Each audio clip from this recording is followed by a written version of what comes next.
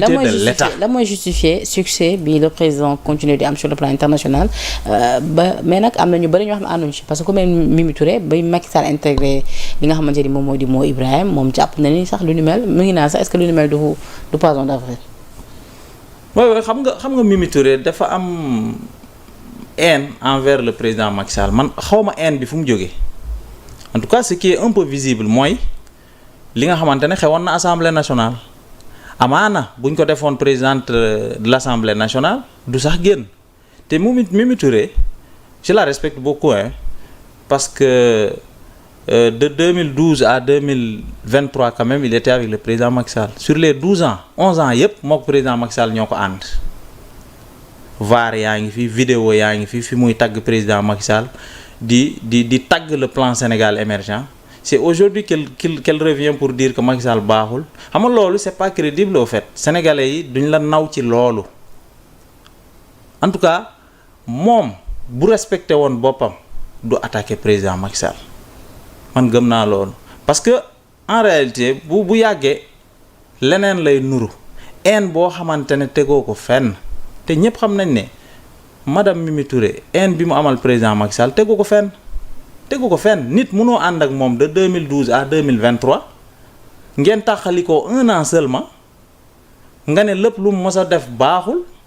il ne mérite pas d'être au niveau des instances internationales donc loolu yaa ngi jàpp ne Macky Sall lay yàqal mais sa bopp en réalité ngay yàqal sa bopp ngay yàq sa image bopp ngay gën a yàq loolu laa bëgg a wax à l'endroit de d'accord madame mais la première ministre Moussa sànq yaa ngi wax ci li nga xamante ni moom moo di rapport au fonds force Covid nga ni rapport la yu nga xamante ni yéen a ko def bàyyi ko fi sànq sa njëlbéen wax yaa ngi wax loolu mais ce qu'on comprend toujours pas mooy li ngeen def bàyyi ko fii nee nañu avant ngeen dem parce que si ñu convoqué ni dégg na si ñu nga xamante nee nañu ñoom bi ngeen fi nekkee woowoon nañ leen ba ñu ñëw indi seen ay documents soit justificatif ñëw déposé ko après demaat donc dégg nañ ko ku mel ni Père Aziz Mbaye biñ ko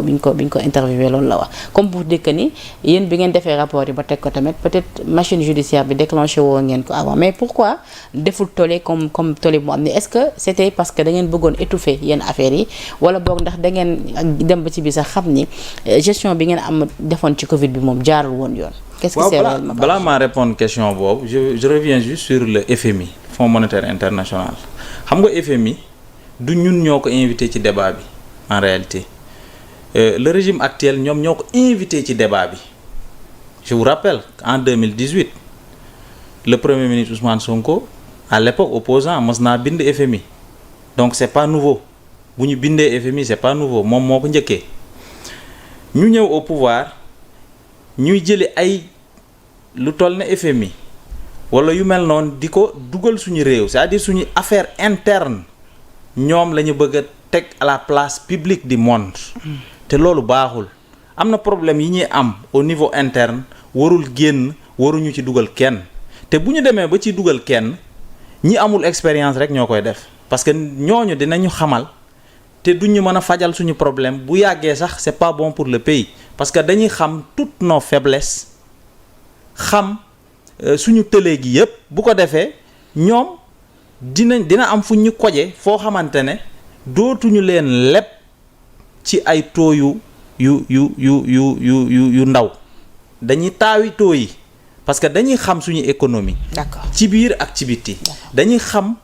tout ce qui est dans le pays d'une manière interne bu ko defee ñu am benn chantage bu ñuy def ci ñun boobaa danañ subir bu baax a baax li ëpp li ñuy subir actuellement parce que suñu leb yi ñu mujjee leb yépp c'est à des taux élevés te loolu du temps du président Macky Sall loolu mësta am. D'accord. Président Macky Sall il était respecté. D'accord. Il était aimé il était adulé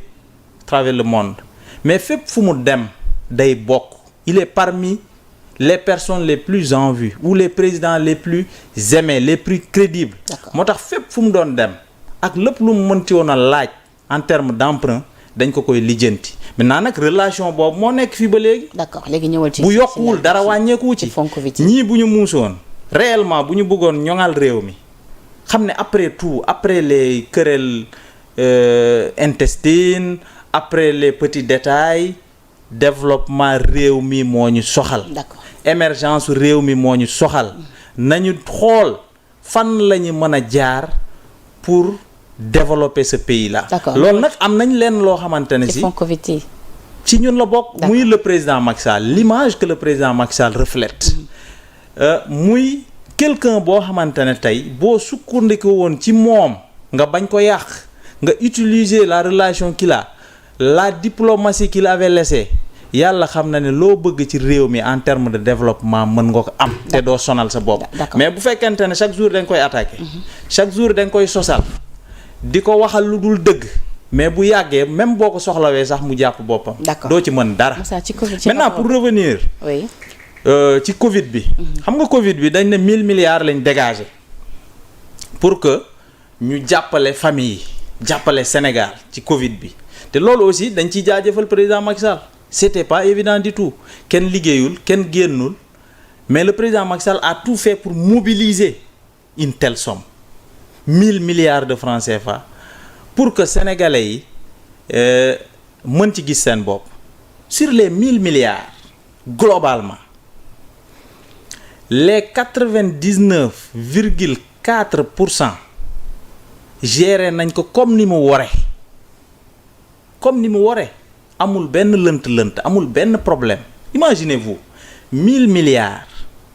seulement 6 milliards lañ ci soupçonné ne am na peut-être luubal ci yenn ministères yu bariwuñu sax ministères yi bariwuñu donc loolu mën nañ féliciter la gestion qu'ils ont fait de cet argent-là parce que boo demee tey États-Unis wala nga dem yeneen réew boo leen joxoon tey 1000 milliards yu doy noonu c'est-à-dire li ñuy luubal wala li ñuy xam ci xaalis boo xam ne du ñu xam fu mu jaar day bari procès yi commencé des années et des années pour des procès ñun au moins on a fait des efforts qui doivent être salués. nee naa leen dërëm bi askan bi moom kenn waru ko sàcc kenn waru ko luubal encore une fois xam ban étape lañ toll étape soupçon. mais quand même ñi ngi am nañu. il faudrait accorder am nañu déplorer quand même seen pataachu li parce que nee nañu opposition bi dégguñu leen sax ñu ñaawlu li nga xamante ni moom moo di scandale fonds Covid bi dégguñu leen ngeen wax ci en tout cas dégg nga ko comme ni ma ko déggee gis naa sax ki nga xamante ni moom moo di Mamadou Lamine Diallo tuuti ma signal que ni waxtu bi jeex na mais tuuti ñu évacuer question bi rek gis naa ku mel ni Mamadou Lamine Diallo déjà mu leen di qualifier d'association de prédateurs de la République nee na tamit du ngeen mës a contester en tout cas. Bi les rapports parce que ça a été établi si seen sous votre régime et que Macky Sall ne l'avait pas activé aussi jàpp na ni tamit yooyu les fonds Macky Sall ci boppam moo ko bëggoon gérer boppam nee na la sax looloo waral Macky Sall ci jamonoy Covid gi mu supprimé woon li nga xamante ni moom moo di poste premier ministre bi. xam nga loolu moo lay won ne véritablement le président Macky Sall il avait cette volonté là de non seulement bien gérer mais de développer le pays. Macky Sall mooy quelqu'un boo xam ne toogul guddi toogul bëccëg rien que pour le développement pour l'avancement du pays ñun dañ ko doon gis ci moom c'était quelqu'un boo xamante ne c'est-à-dire guddeeg bëccëg il était préoccupé par le pays par le développement du pays volonté boobu fonds yi moo taxoon sax mu supprimer poste premier ministre bi. gis nga volonté bi mu amee woon. moo waral tey ji on peut dire que sur les 1000 milliards seulement 6. ñoo ci am problème bi ñu am it il faudrait que ñu accorder nit ñi la présomption d'innocence. comme keroog li procureur yi wax. effectivement présomption d'innocence lu am solo la parce que 6 milliards yooyu am na ñoo xam ne li ñu leen di toppee encore que ñu bëri dañuy jàpp ne waa APR ñoo jël affaire bi ñoo sàcc affaire bi mais c'est pas demeewul noonu sur les 10 personnes inculpées 10. une seule personne moom moo ci bokk APR ñi ci des yëpp ce sont des fonctionnaires xamuñu APR musuñ jënd carte APR. loo de 5 ministres yi ñu wax ni tamit yóbbu nañ seen dossier à l'Assemblée nationale. dégg ko keroog ci mais amaana musuñoo nuyu président Macky Sall ce sont des fonctionnaires au fait. il faudrait que nit ñi xam loolu. mais loo de 5 ministres yi ñu wax ni yóbbu seen dossier bi à l'Assemblée nationale. ba pare li ñuy toppee kenn kooku ku bokk APR amul lu ñu koy toppee. dañ ne ko. lii ak lii waroo woon ko fayee xobbet da nga waroon a bind